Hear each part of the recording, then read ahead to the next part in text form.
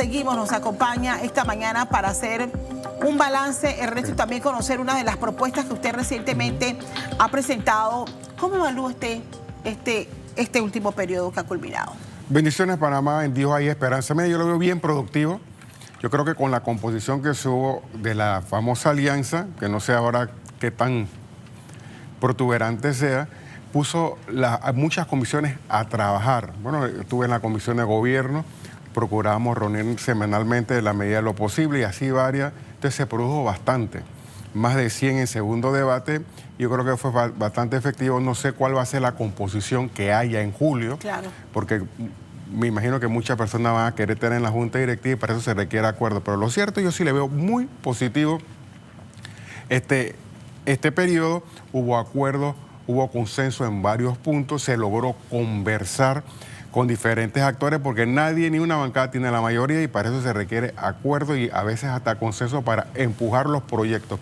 ¿Cuáles pudiera resaltar, Ernesto, es donde hubo consenso y que al final siempre vale la pena mencionar al menos algunas de esas leyes que fueron consensuadas? Bueno, hubo de intereses preferenciales, hubo acuerdos para que eso se viera, también acuerdos mayoritarios también con las normas de la Caja del Seguro Social. A algunos no les ha gustado, pero se requería tomar un acuerdo mayoritario para darle oxígeno a esa institución.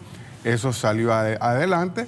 También algunas ratificaciones se pudieron impulsar, las normas presupuestarias, porque sin presupuesto uno no puede funcionar.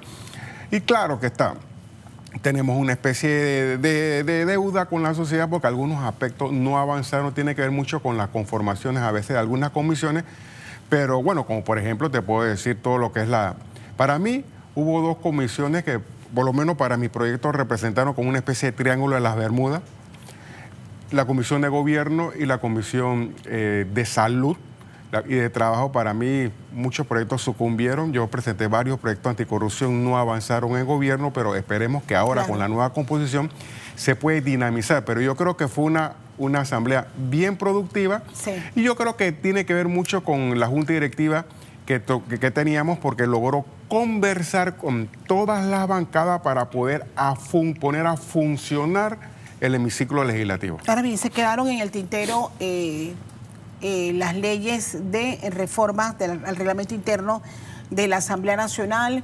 Como usted lo manifiesta, usted presentó algunas normativas o diputados presentaron otras en materia de anticorrupción, pero tampoco prosperaron. ¿Qué va a pasar con ellas, esas iniciativas en el próximo periodo? Lógicamente, yo presenté una reciente, que tiene que ver con todos los aspectos anticorrupción, ni siquiera se le puso en el orden para que se batiera en la Comisión de Gobierno. También fue exterminada una modificación que yo presenté a las normas de enriquecimiento injustificado para darle dinamismo a la actividad de la investigación. Ni siquiera fue avalado, no fue ni siquiera prohijado, siquiera nada más conté con 3 votos. 3 votos conté en esa comisión. Y fue el suplente CD, suplente de Buchanan, del PRD, y José Pérez Barboni, de Seguimos los Demás. Algunos ni fueron, no le dio la gana de ir, otros votaron en contra. Entonces lo que hay que hacer, por ejemplo, lo que puedes hacer es tratar de volverlas a presentar en la medida de lo posible en julio. Pero eso arranca de cero. Arranca de cero. Si una norma no es prohijada, porque el prohijamiento es el aval que le da la comisión a esa iniciativa, entonces tiene que arrancar de cero, volverlas a presentar para que entonces rogar a Dios que tenga una composición muy activa en gobierno y que vea la posibilidad de empujar normas anticorrupción. Yo he presentado varias también, como la eliminación de la prueba idónea de los diputados. Van 2 años y ni siquiera la enlistan para su prohijamiento. Usted ahora está en la Asamblea, pero en su momento y por mucho tiempo fue ciudadano crítico de las cosas que se hacen en la Asamblea. Si nosotros como ciudadanos no vemos prosperar una iniciativa que busca poner orden dentro de la Asamblea Nacional, como el hecho de que se le descuente a los diputados, que se sancione cuando se levantan del recinto, cuando bien tienen que votar por leyes que son importantísimas para el país y esquivan esa responsabilidad, uno como ciudadano, ¿qué puede hacer? Bueno, por supuesto que por eso que hay alguna especie de mácula en la Asamblea Nacional de Diputados, por eso. Hay personas que se ausentan. A veces vemos una especie de ausentismo, salvo los lunes, que iban más.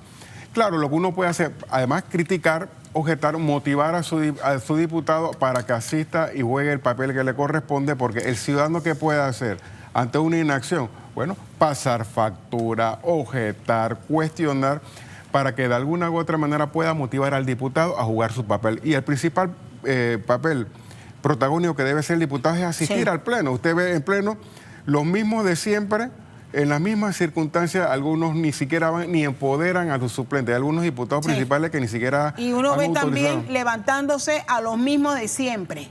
Que mágicamente desaparecen. Bioetanol. ¿Qué va a pasar con esa propuesta? ¿Tendrá que empezar de cero nuevamente? No, eso ya está en segundo debate. Todo lo que empieza de cero es lo que no se prohijó en una comisión en primer debate, por decirlo así.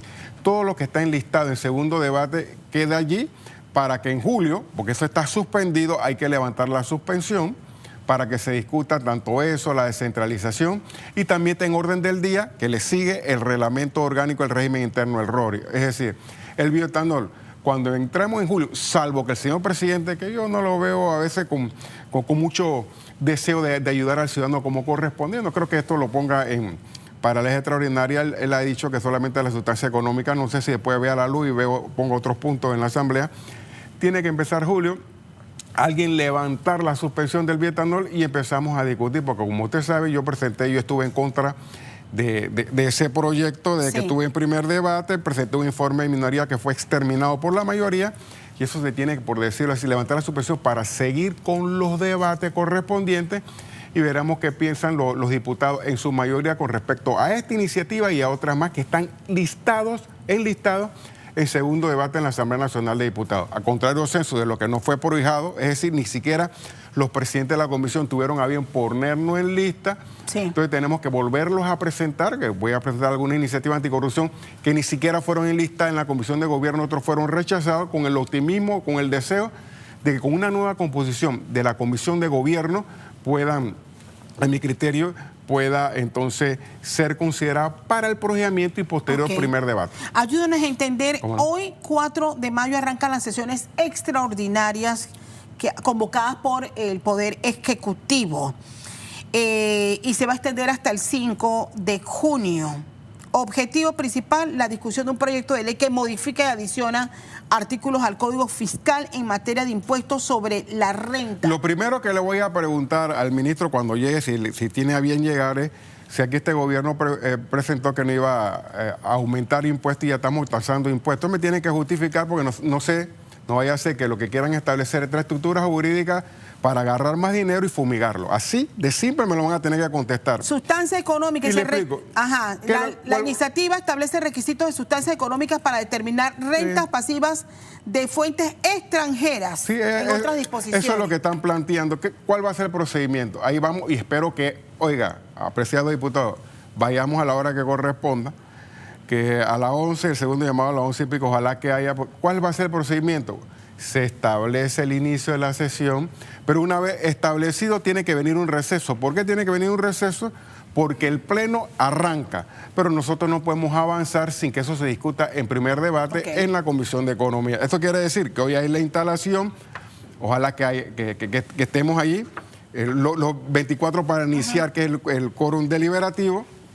El señor presidente de la Asamblea hace la inauguración, se hacen los actos protocolares, inmediatamente se plantea un receso para que con la Comisión de Economía tenga bien discutir, cuando así lo considere, el primer debate. Si pasa el primer debate con modificaciones o no, entra al pleno, y cuando entra al pleno cada diputado tendrá media hora en primera vuelta y media en segunda, para que sean evacuadas todas las interpelaciones, las interrogantes que graviten con respecto a este sistema de sustancia económica, que uno lo ve, bueno, bastante plausible, que uno quiere que estas personas, empresas, que no tengan personal, entonces se le ponga el 15%, pero tiene que haber justificaciones y, por supuesto, yo me reuní, por lo menos los coordinadores de bancada, con Chapman, el ministro de Economía y su equipo en el Ministerio de Economía, y nos estaban explicando, no hay ninguna certificación, promesa de que si nosotros avalamos este proyecto nos van a sacar de las listas de los colores. Eso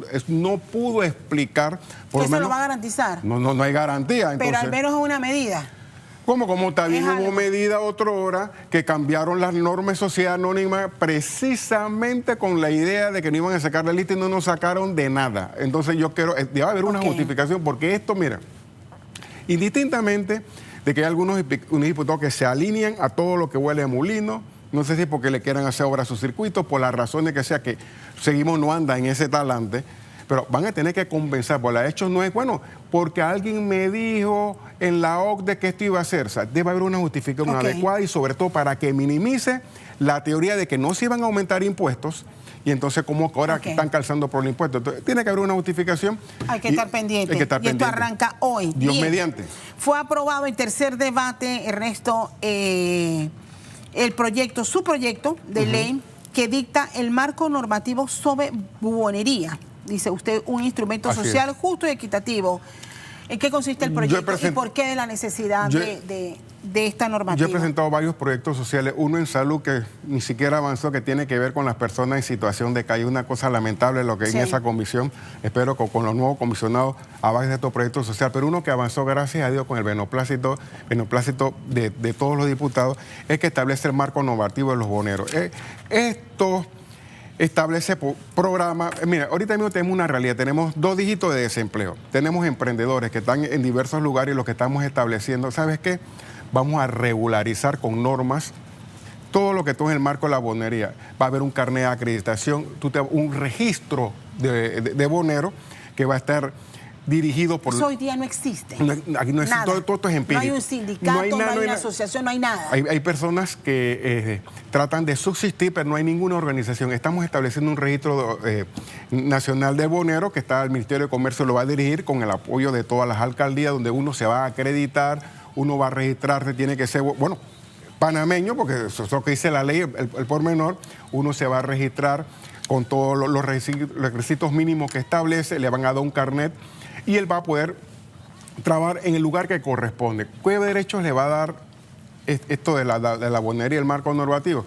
Que no puede hacer, una vez acreditado y con el carnet, no puede ser desalojado salvo por asunto de interés público, y si va a ser con un tiempo considerado, se le tiene que establecer el desalojo y reubicarlo en un lugar.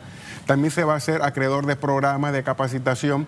Son políticas que... ¿Y qué obligaciones establece para los gobiernos locales, para los municipios? Lógicamente... Por la forma en que se debe ordenar, como en otros países, la actividad de bonería. No, todo tiene que ver con un plan de ordenamiento territorial, de ordenamiento, y se respeta porque... claro, yo sé que algunos boneros querían eliminen a los gobiernos locales que no den los carnés, porque ellos van a otorgar el carnet, pero eso sería, a nuestro juicio, se les explicó, inconstitucional.